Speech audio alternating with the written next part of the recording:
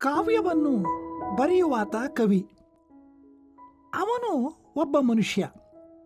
ಅವನಿಗೂ ಕಾವ್ಯದ ಮೂಲಕ ವ್ಯಕ್ತಪಡಿಸುವ ತನ್ನದೇ ಆದ ಭಾವನೆಗಳಿವೆ. ಆದುದರಿಂದ ಆತ ತಾನಾಗಿ ಕಾವ್ಯವನ್ನು ಬರೆಯುತ್ತಾನೆ. ಹೀಗೆ ಬರೆಯುವಲ್ಲಿ ಅನ್ಯ ಪ್ರೇರಣೆಗಳೂ ಕಾರಣವಿರಬಹುದು ಎನ್ನುವುದು ಒಂದು ನಿಲುವು. ಕವಿ ಎನ್ನುವವನು ಕೇವಲ ಉಪಕರಣ, ದೈವೀ ಕೃಪೆಯೊಂದರ ಉಪಕರಣ ಅಥವಾ ಮಾಧ್ಯಮ. ಈ ಮಾಧ್ಯಮದ ಮೂಲಕ ಅತೀತವಾದ ಶಕ್ತಿಯೊಂದು ಕಾವ್ಯವನ್ನು ರಚಿಸುತ್ತದೆ. ಇದು ಇನ್ನೊಂದು ನಿಲುವು. ಕನ್ನಡ ಕಾವ್ಯ ಪರಂಪರೆಯಲ್ಲಿ ಈ ಎರಡು ನಿಲುವುಗಳನ್ನು ಕಾಣಬಹುದು. ಈ ಎರಡು ನಿಲುವುಗಳಲ್ಲದೆ ಕೃತಿ ರಚನೆ ಮಾಡಿದವರನ್ನೂ ಕಾಣಬಹುದು. ಮೊದಲ ನಿಲುವು ಮುಖ್ಯವಾಗಿ ಮಾರ್ಗ ಕವಿಗಳಲ್ಲಿ ಕಾಣಿಸುತ್ತದೆ. ಎರಡನೆಯದು ಭಾಗವತ ಪರಂಪರೆಯ ಕವಿಗಳಲ್ಲಿ ಮತ್ತು ಅದರಿಂದ ಪ್ರಭಾವಿತವಾದ ಇತರ ಧರ್ಮದವರಲ್ಲೂ ಕಾಣುತ್ತದೆ. ಮೂರನೆಯದು ಹರಿಹರ ರಾಘವಾಂಕರಲ್ಲಿ ಕಾಣುತ್ತದೆ.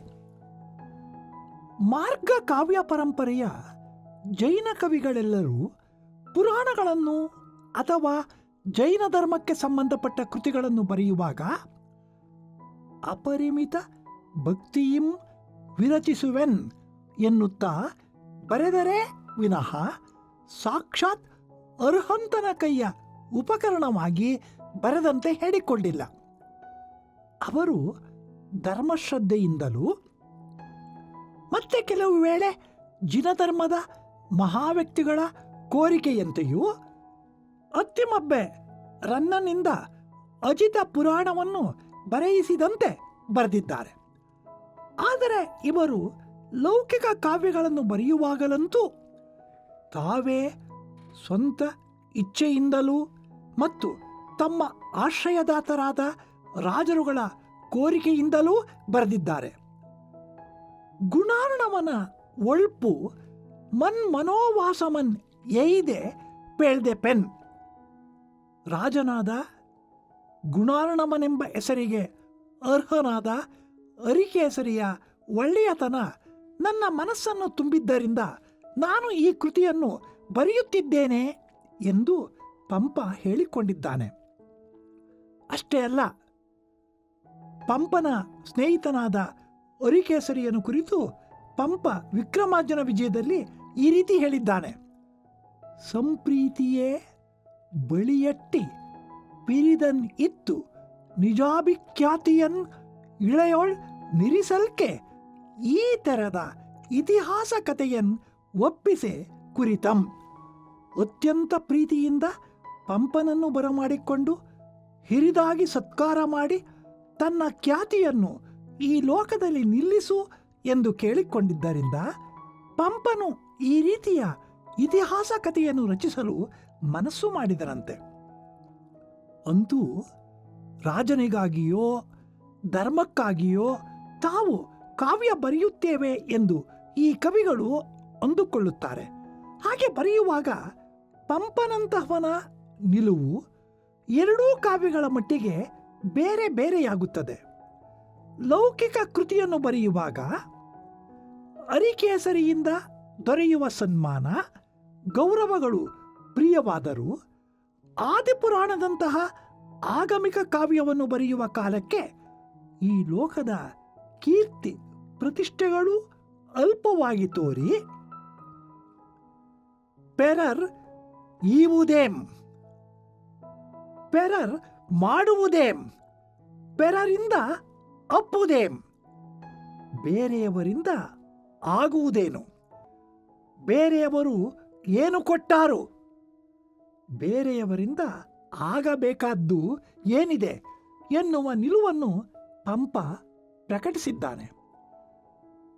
ಪಂಪನಿಂದ ಧಾರ್ಮಿಕ ಪುರಾಣ ರಚನೆಯ ಕಾಲದಲ್ಲಿ ಪ್ರಾಸಂಗಿಕವಾಗಿ ಪ್ರಕಟವಾದ ಈ ನಿಲುವೇ ವೀರಶೈವ ಕವಿಗಳಲ್ಲಿ ಸ್ಥಾಯಿಯಾದ ಮನೋಧರ್ಮವಾದದ್ದು ಗಮನಿಸಬೇಕಾದ ಸಂಗತಿಯಾಗಿದೆ. ರಾಜಸ್ಥಾನಗಳ ಹಂಗನ್ನು ಹರಿದುಕೊಂಡು ಕೇವಲ ಧರ್ಮಶ್ರದ್ಧೆಯ ನಿಲುವಿನಲ್ಲಿ ನಿಂತ ಹರಿಹರನಲ್ಲಿ ಮತ್ತು ಹರಿಹರನ ಸಂಪ್ರದಾಯದಲ್ಲಿ ಈ ನಿಲುವು ಕಾವ್ಯ ರಚನೆಯ ಬುನಾದಿಯಾದದ್ದು ಸಹಜವಾಗಿದೆ. ಆದರೂ ಅಲ್ಲಿ ಬರೆಯುವ ಕವಿ ತಾನು ಭಕ್ತನೆಂದು, ಕವಿಯೆಂದು, ಪಂಡಿತನೆಂದು ಅಂದುಕೊಂಡರೂ ತನ್ನನ್ನು ಶಿವನೋ ಮತ್ತೊಂದೋ ದೈವೀ ಶಕ್ತಿ ಹಿಡಿದು ಕೃತಿ ರಚನೆ ಮಾಡಿಸುತ್ತಿದೆ ಎಂಬ ಭಾವನೆ ಅಷ್ಟು ಮುಖ್ಯವಾಗಲಿಲ್ಲ. ಕವಿ ಕಾವ್ಯವನ್ನು ಬರೆಯುವವನು ತಾನಲ್ಲವೇ ಅಲ್ಲ, ತಾನೇನಿದ್ದರೂ ದೈವೀ ಕೃಪೆಯ ಒಂದು ಉಪಕರಣ ಎನ್ನುವ ಭಾವನೆ ಗಟ್ಟಿಗೊಂಡದ್ದು ಕುಮಾರವ್ಯಾಸನಿಂದಲೇ. ಕುಮಾರವ್ಯಾಸ ಭಾರತದಲ್ಲಿ ಈ ರೀತಿ ಕವಿ ಹೇಳಿದ್ದಾನೆ: ವೀರ ನಾರಾಯಣನೇ ಕವಿ, ಲಿಪಿಕಾರ ಕುವರವ್ಯಾಸ ಎನ್ನುವ ಘೋಷಣೆಯೇ ಇದಕ್ಕೆ ಮೂಲ. ಕುಮಾರವ್ಯಾಸನಂತೆ ಹರಿಹರನು ಹಂಪೆಯ ವಿರೂಪಾಕ್ಷನ ದೇವಸ್ಥಾನದಲ್ಲಿ ಇದ್ದುಕೊಂಡು ಕೃತಿ ರಚನೆ ಮಾಡಿದ ಭಕ್ತ ಕವಿ. ಆತ ಹಿಂದಿನ ಕವಿಗಳೆಲ್ಲ ತಮಗೆ ಆಶ್ರಯ ಕೊಟ್ಟ ರಾಜರನ್ನು ಇಂದ್ರ, ಚಂದ್ರ, ದೇವೇಂದ್ರ ಎಂದು ಹೊಗಳಿ ಕೆಟ್ಟು ಹೋದರು. ಆದ್ದರಿಂದ ನಮ್ಮ ನೆಚ್ಚಿನ ಪಂಪಾಪತಿಯನ್ನು ನೆನೆ ಹೊಗಳು ಎಂದುಕೊಂಡವನು. ಕಾವ್ಯವೇ ಭಕ್ತ ಮನೋಧರ್ಮಕ್ಕೆ ಮಾಧ್ಯಮವಾಯಿತೇ ಹೊರತು ಕವಿಯೇ ಕುಮಾರವ್ಯಾಸನು ಹೇಳುವಂತೆ ಲಿಪಿಕಾರನಾಗಲಿಲ್ಲ ಹರಿಹರನಲ್ಲಿ. ಕುಮಾರವ್ಯಾಸನ ಈ ನಿಲುವು ಲಕ್ಷ್ಮೀಶನ ಜೈಮಿನಿ ಭಾರತದಲ್ಲಿ ಅನುರಣಿತವಾಗಿದೆ.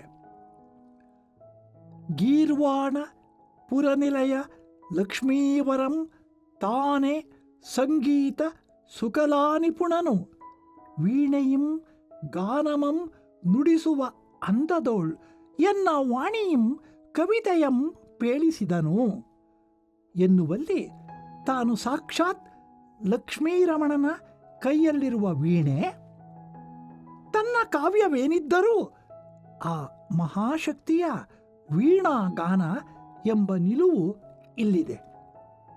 ಈ ಭಾಗವತ ಕವಿಗಳು ತಾಳಿದ ಈ ನಿಲುವನ್ನು ಇತರ ಧರ್ಮದವರು ಅನುರಣಿಸಿದ್ದಾರೆ ಎಂಬುದಕ್ಕೆ ಚಾಮರಸ ಮತ್ತು ರತ್ನಾಕರ ಇವರ ಉಕ್ತಿಗಳನ್ನು ನೋಡಿದರೆ ಸಾಕು.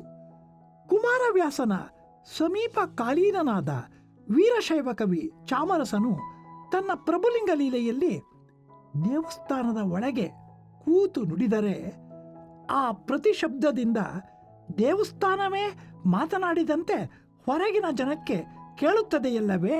ಹಾಗೆಯೇ ಲಾಗಿನಿಂದಲಿ ಗುರು ಗುಹೇಶ್ವರನ್ ಆಗಳ್ ಎನ್ನನು ನುಡಿಸಿದೊಡೆ ನುಡಿದು ಆಗು ಮಾಡಿಯೇ ಪೇಳ್ದೆನ್ ಈ ಪ್ರಭುಲಿಂಗ ಲೀಲೆಯನು.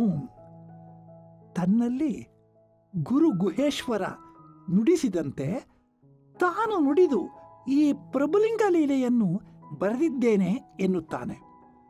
ರತ್ನಾಕರನು ಕುಮಾರವ್ಯಾಸ, ಲಕ್ಷ್ಮೀಶ, ಚಾಮರಸರಂತೆ ರೂಪಕ ವಿಧಾನದಲ್ಲಿ ಇದೇ ನಿಲುವನ್ನು ಪ್ರಕಟಿಸದಿದ್ದರೂ ತಾನು ಭರತೇಶ ವೈಭವವನ್ನು ಪುರು ಪರಮೇಶ್ವರ ಪ್ರಥಮ ಜಿನೇಶನ ಆಜ್ಞಾನುಸಾರವಾಗಿ ಹೇಳಿರುವುದಾಗಿ ತಿಳಿಸುತ್ತಾನೆ.